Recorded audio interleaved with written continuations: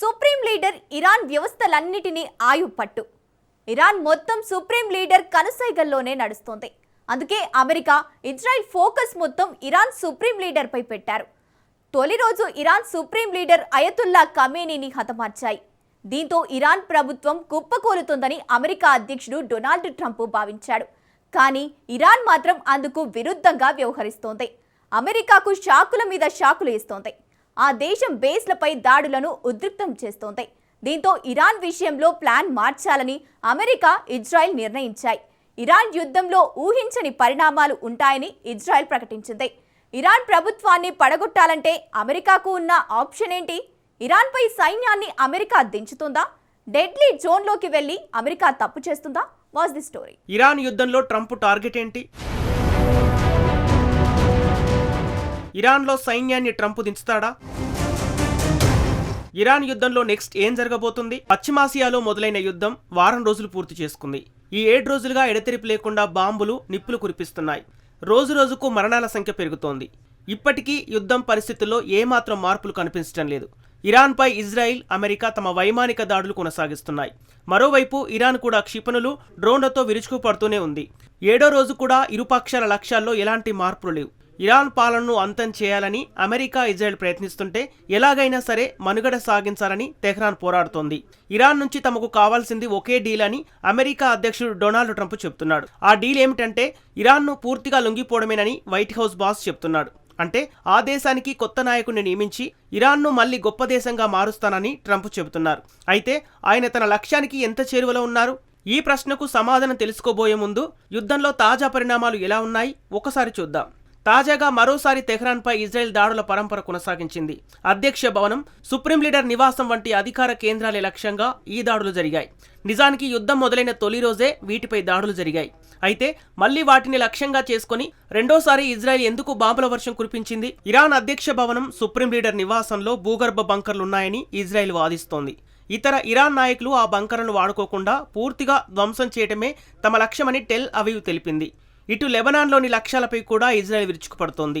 దక్షిణ లెబనాన్లోని వేలాది మంది ప్రజలను ఖాళీ చేసి వెళ్లిపోవాలని ఆదేశించింది. ఆ ప్రాంతంలో ఒక బఫర్ జోన్ ఏర్పాటు చేయాలనే లక్ష్యంతో ఇజ్రాయెల్ అడుగులు వేస్తోంది. ఏమిటా బఫర్ జోన్ అంటే? అదొక రక్షణ వలయం. లెబనాన్, ఇజ్రాయెల్ సైన్యం లేకుండా ఉండే స్వేచ్ఛా ప్రాంతం. అక్కడి నుంచి హిజ్బుల్లా బలహీనపరచాలన్నది ఇజ్రాయెల్ ప్లాన్.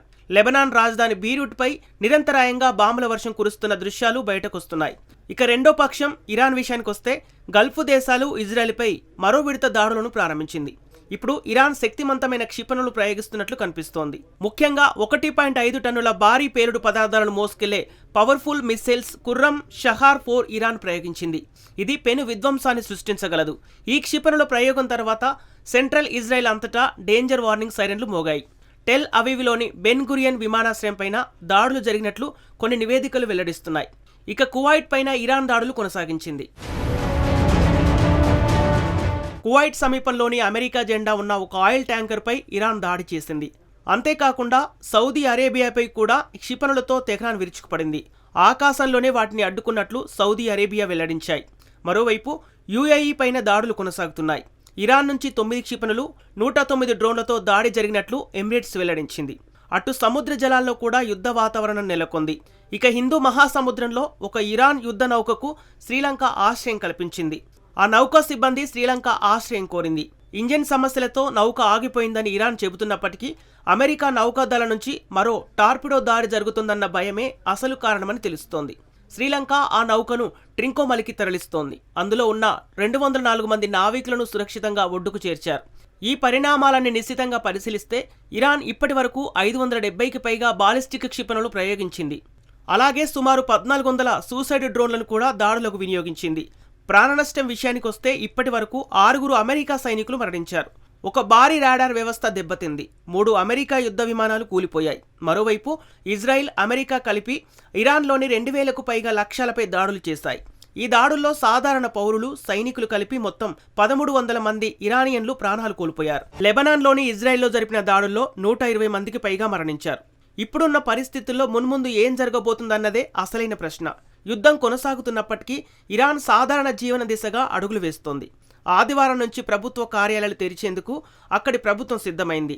దాదాపు 20% మంది సిబ్బంది విధులకు హాజరు కానున్నారు. ఇజ్రాయిల్, అమెరికా మాత్రం వెనక్కి తగ్గలేదు. రాబోయే రోజుల్లో ఊహించని పరిణామాలుంటాయని ఇజ్రాయిల్ హెచ్చరిస్తోంది. ఇంతకు ఇజ్రాయెల్ చెబుతున్న ఆ పరిణామాలేంటి?